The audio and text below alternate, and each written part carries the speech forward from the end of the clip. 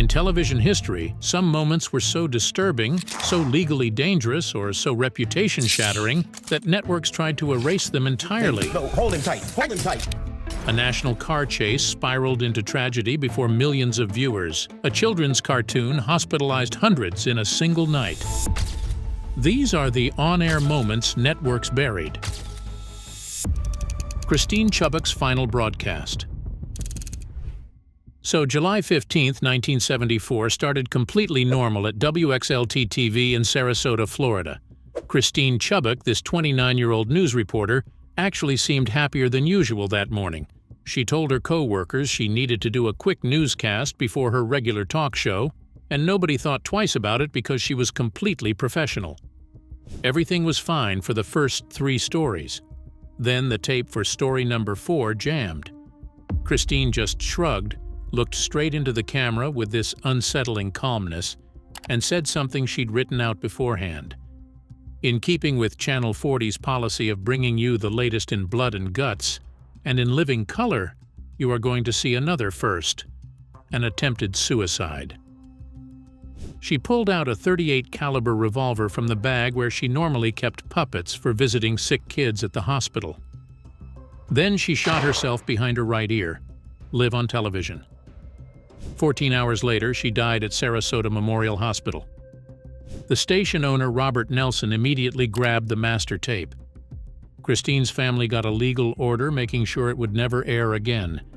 Everyone thought it was destroyed until June 2016, when Nelson's widow Molly found it hidden in her husband's stuff. She gave it to lawyers with one simple instruction: lock it away forever. You've probably seen supposed leaks online. They're all fake. The people who were actually there confirmed it. The real footage is still buried somewhere, and honestly, maybe that's for the best. But sometimes the danger doesn't come from what adults broadcast. It comes from what children see. Sesame Street's Wicked Witch episode.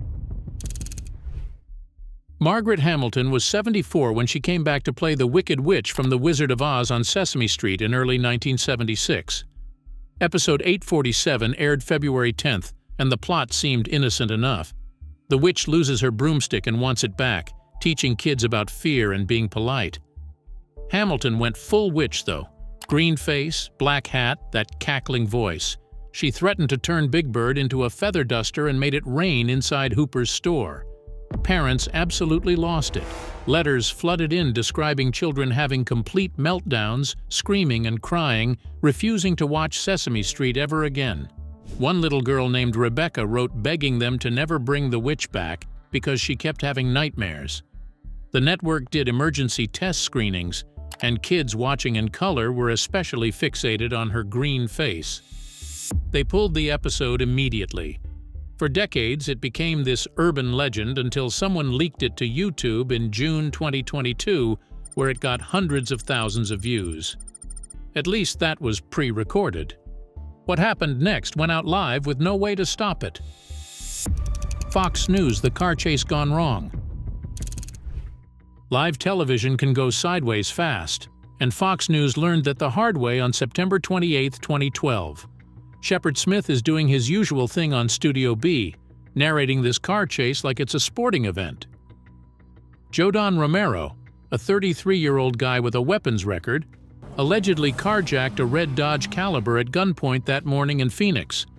He's firing shots at police, even aiming at the news helicopter following him. Romero speeds across 80 miles of Arizona desert before pulling off Interstate 10 near Salome. He stumbles out, starts running across this field, falls, gets back up.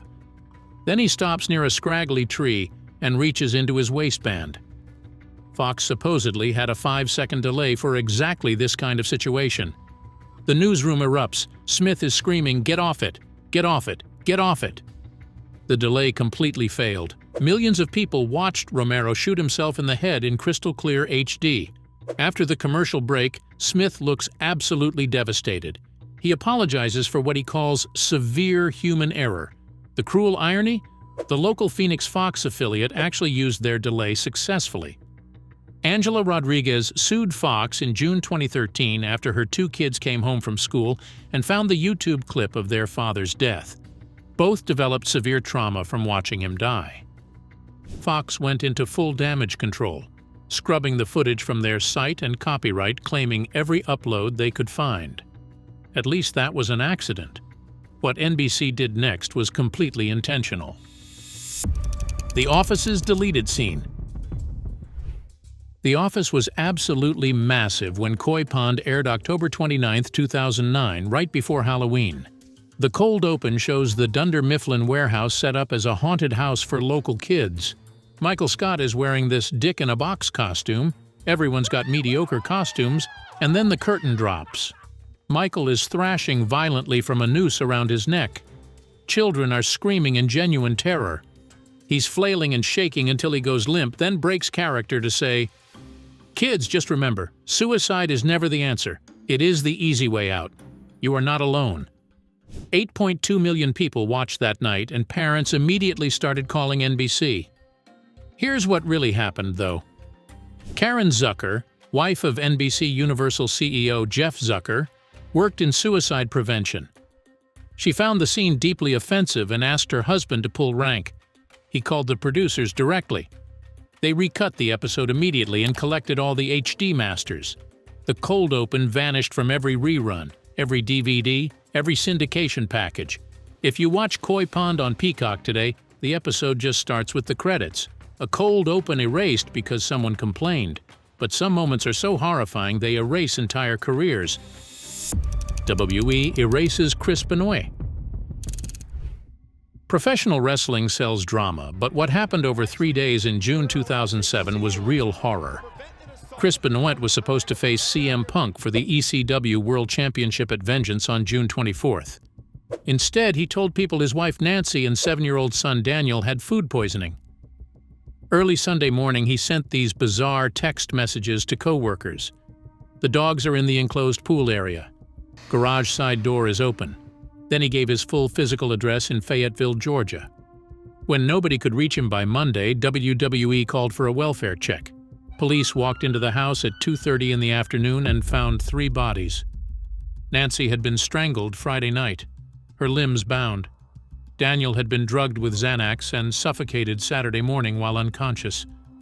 Benoit had placed Bibles next to both bodies, searched online about the prophet Elijah raising a dead boy and the quickest way to break a neck, then went to his weight room Sunday and hanged himself using a lat pull-down machine. WWE had already aired a 3-hour tribute show on Raw before they learned what he actually did. The backlash was instant and brutal. They scrubbed everything. His biography vanished. His merchandise disappeared. For years, searching his name on WWE Network returned 0 results. While footage technically exists in archives because he appears in main events, they can't delete it without destroying the historical record. WWE basically pretends he never existed. At least they had a reason. CBS censored their next guest for telling jokes. Bill Hicks gets censored by Letterman.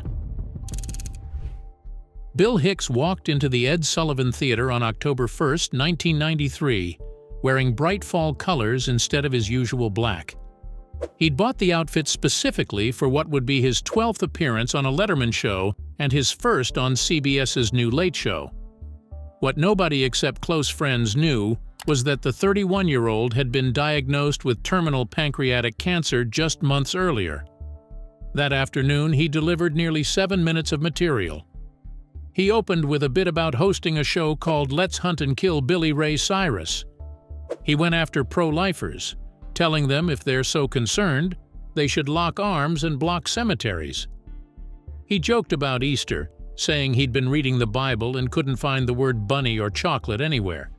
Then he closed with his famous bit, asking why Christians wear crosses. That's like going up to Jackie Onassis wearing a sniper rifle pendant. The audience loved it. Letterman came up after and congratulated him, told him it was a good set. So Hicks went back to his hotel feeling great about how it went. That night, he turned on the TV to watch himself. He was completely gone. Executive producer Robert Morton called to explain. CBS standards and practices found the material unsuitable, specifically the religious jokes. Hicks was furious and wrote a 39-page letter detailing exactly what happened. He told The New Yorker that the ban actually gave him more attention than his other 11 Letterman appearances times 100. He became the first comedian to have an entire routine cut after taping at CBS. 4 months later, Hicks died on February 26, 1994. Letterman finally aired the footage on January 30, 2009, 15 years after his death. He had Hicks's mother, Mary, in the studio. Letterman looked at the camera and admitted there was absolutely nothing wrong with that performance. One man censored for words. 685 kids hospitalized by images. The Pokémon episode that hospitalized hundreds. Medical emergencies caused by television are incredibly rare, but Pokémon managed to hospitalize hundreds of kids in a single night. Episode 38 aired in Japan on December 16, 1997 at 6:30 in the evening. About 4.6 million households tuned in to watch Ash travel inside a Pokeball device with help from Porygon, this newly introduced digital Pokémon. Everything was fine until 20 minutes in. Pikachu used Thunderbolt to destroy these missiles, and the explosion triggered rapid strobing between bright red and blue lights for about 6 seconds. Within minutes, children across Japan started experiencing blurred vision, headaches, dizziness, and nausea. Some had full seizures. 685 kids were rushed to hospitals. Most recovered quickly, but over 150 were admitted. 2 remained hospitalized for over 3 weeks. The Japanese press called it Pokémon shock. The show went on hiatus for nearly 4 months. Electric Soldier Porygon was banned worldwide and never aired again. The cruelest twist? Porygon did absolutely nothing wrong. Pikachu caused the explosion, but Porygon got blacklisted from the anime for over 20 years. The Guinness Book of World Records gave it the title of most photosensitive epileptic seizures caused by a television show. 685 kids in hospitals because of flashing lights. But America's outrage? That was over a piece of fabric. Seinfeld's flag-burning controversy. Speaking of controversial episodes, Seinfeld was heading toward its series finale when 38.8 million viewers tuned in May 7, 1998 to watch the gang try escaping traffic from the Puerto Rican Day Parade. 10 different writers worked on this episode because Larry David was coming back for the finale. Everything was typical Seinfeld chaos until Kramer ended up inside an apartment where he accidentally set a Puerto Rican flag on fire with a sparkler.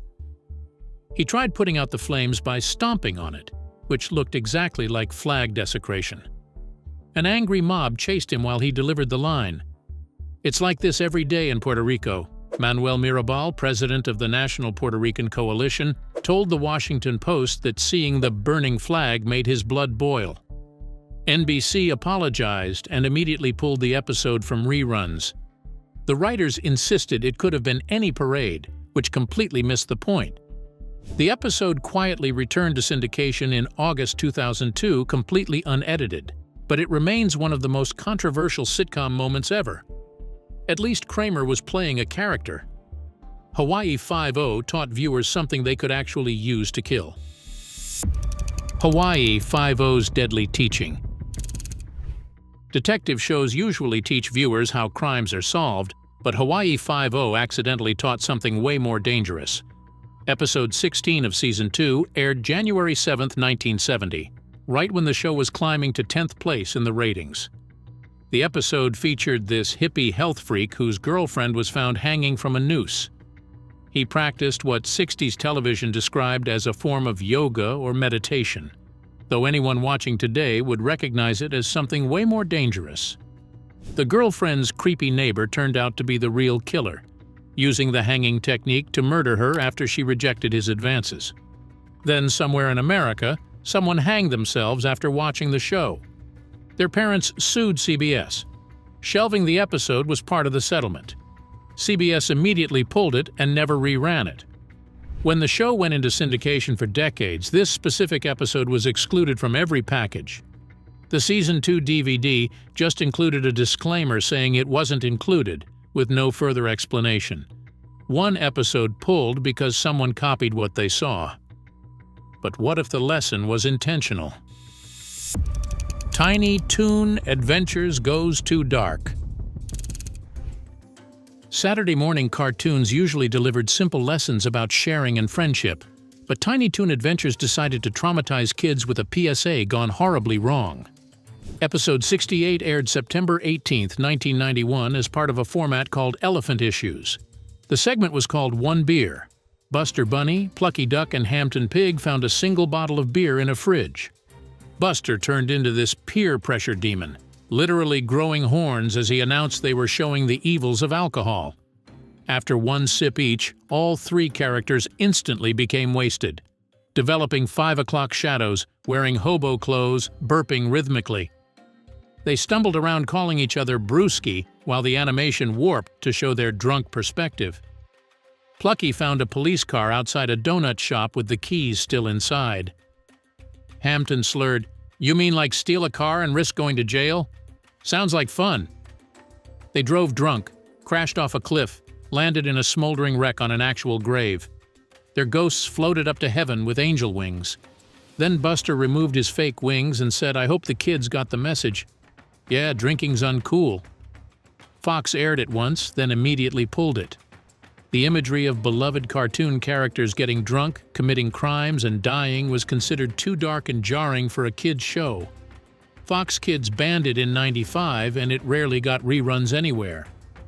The entire segment was often cut or replaced, leaving this confusing gap that made fans wonder if they imagined the whole thing.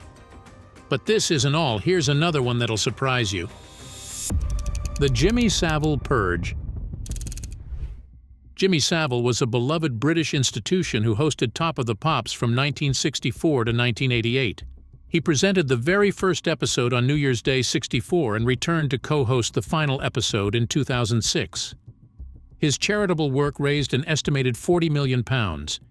He was knighted in 1990 and awarded a papal knighthood. When he died in October 2011 at age 84, obituaries praised his philanthropy. Then October 2012 happened. An ITV documentary revealed Savile had been one of Britain's most prolific sex offenders, using his BBC dressing rooms and position to abuse hundreds of victims, many of them children. Operation Yewtree was launched to investigate. Within days, it became clear Savile had spent 20 years presenting a show aimed at teenagers while secretly abusing young people. The BBC immediately pulled Top of the Pops episodes featuring Savile from their rerun schedule. On November 2nd, they confirmed they would no longer show him presenting. Savile hosted frequently throughout the 70s and 80s, meaning vast chunks of British music history, including debut performances by major bands, are now permanently mothballed. The BBC continues the policy as of 2025, effectively rewriting decades of television history to remove a predator from view. Britain buried their monster after he died. America destroyed theirs while she was still alive for trying to expose the truth. Sinead O'Connor tears up the Pope. Leading up to October 3, 1992, Saturday Night Live creator Lorne Michaels spent the entire week worried about host Tim Robbins and his political sketches. He was so focused on that, he completely missed what was about to happen during the musical guest segment. Sinead O'Connor was supposed to promote her new album that night. Instead, she decided to perform an a cappella version of Bob Marley's War. But she changed the lyrics to focus specifically on child abuse. She wore this white lace dress and stared directly into the camera with this unnerving intensity. As she sang the final line about evil, she pulled out a photograph. It was Pope John Paul II, the same photo that had hung in her abusive mother's bedroom until her death. She tore it into pieces, looked right at America, and said, "Fight the real enemy." Then she threw the pieces on the floor. The director immediately ordered that the applause sign not be turned on. The studio just sat there in stunned silence. Within hours, NBC was flooded with nearly 1,000 angry calls. Joe Pesci said he would have slapped her if he'd been there. Frank Sinatra threatened to kick her behind. Even Madonna called it disrespectful. But here's what nobody knew at the time. O'Connor had spent 18 months as a teenager trapped in a Magdalene asylum, one of those institutions where Catholic clergy physically, sexually, and emotionally abused children. NBC scrambled to fix it. They replaced the live footage for the West Coast broadcast with dress rehearsal footage showing O'Connor holding a photo of a refugee child instead of the Pope. For years, Comedy Central aired only that sanitized version until the internet made the original impossible to suppress. Her career was destroyed overnight for telling the truth. Time magazine didn't name O'Connor the most influential woman of 1992 until 2020, decades later. By then, she'd been proven right about the abuse 9 years before the Pope even publicly acknowledged it happened. O'Connor tore up a photo and got blacklisted. The BBC created an entire fake broadcast and called it entertainment. BBC's Ghostwatch disaster. Halloween night, 1992. 11 million British viewers tuned in for what looked like a live paranormal investigation. The BBC had assembled its most trusted faces. Michael Parkinson anchored from the studio while Sarah Green and Mike Smith investigated a supposedly haunted house in North London. Green and Smith hosted Going Live, a popular children's show, so parents figured it was safe. The broadcast showed a family tormented by a ghost they called Pipes. As the night went on, things escalated until presenters appeared to be possessed or killed on live television. Except none of it was real. Writer Stephen Volk had filmed it weeks in advance as a drama, but the BBC barely warned anyone. Within hours, the BBC switchboard was flooded with 30,000 calls. The real horror came 5 days later when 18-year-old Martin Denham hung himself near his Nottingham home. Martin had learning difficulties, and his parents said he'd become obsessed with the show, convinced the ghost pipes lived in their central heating. Britain's High Court eventually forced an investigation. The Broadcasting Standards Commission ruled the BBC had deliberately cultivated menace without adequate warnings. Doctors reported the first documented cases of PTSD in children caused by a television program. The BBC banned Ghostwatch from ever airing again. For 10 years, it vanished completely. When the British Film Institute released it on DVD in 2002, Martin's parents publicly condemned the decision. To this day, Ghostwatch has never been shown on UK television again. Fake horror that traumatized a nation. But live television can create something even stranger. Two different versions of the same reality. Kanye West versus George Bush. Live charity events can create moments that networks wish they could take back. Hurricane Katrina had devastated New Orleans 4 days before NBC aired a concert for hurricane relief on September 2, 2005. Kanye West was paired with Mike Myers to read scripted donation appeals, but just before going on, Kanye told Myers, "I'm not reading the teleprompter." Myers nervously read his lines while Kanye went completely off-book talking about media portrayal. Then Kanye said it. "George Bush doesn't care about black people." The camera immediately cut away. Director Rick Kaplan let it air on the East Coast because the emotion needed to be heard. 3 hours later, NBC completely cut the comment for West Coast viewers. They'd created two different versions of reality that night. Half the country saw raw truth, the other half saw a carefully edited lie. At least Kanye spoke his own words. The tragedy that came next, built entirely on a lie someone else told. Beavis and Butthead, The Fire Scrub, 1993. MTV's Beavis and Butthead had been causing outrage since March 1993, and one of Beavis's defining traits was his obsession with fire. Whenever flames appeared on screen, he'd shriek, "Fire! Fire! Fire!" at the top of his lungs. The episode Comedians aired September 6, 1993. The duo watched stand-up comedy and decided to get rich doing it themselves. When Beavis took the stage, he tried juggling flaming newspapers. He accidentally burned down the entire club. 1 month later, something terrible happened. 5-year-old Austin Messner found a lighter in his family's mobile home in Moraine, Ohio. He set the trailer ablaze. His 2-year-old sister Jessica died in the fire. Austin's mother, Darcy Burke, immediately told authorities her son had been watching Beavis and Butthead and was imitating the show. MTV panicked. They moved the show from 7 to 10:30 and pulled 4 episodes, including Comedians. But then came the truly Orwellian part. MTV went back to the original master tapes and permanently edited them to remove all fire references. Every single instance of Beavis saying fire was cut. Future airings and home videos featured sanitized versions where the catchphrase simply ceased to exist. Creator Mike Judge later confirmed the original unedited master tapes no longer exist. MTV had literally altered history. Here's where it gets really messed up, though. Years later, neighbors revealed the Messner family was extremely poor and didn't even have cable television. Then in 2008, Austin Messner himself came forward at age 20. He said, "I literally never saw the cartoon. How could I? It was 1993, my mom was a drug addict, and we lived in a trailer park. We couldn't afford cable. His mother still insisted a babysitter had let the children watch it somewhere else, but the evidence suggested otherwise." By that point, though, it didn't matter. MTV had already rewritten its entire library, erasing a core aspect of the show from existence, all because of a tragedy that apparently had nothing to do with them. If you want to see more videos breaking down the dark side of television and entertainment history, hit that subscribe button.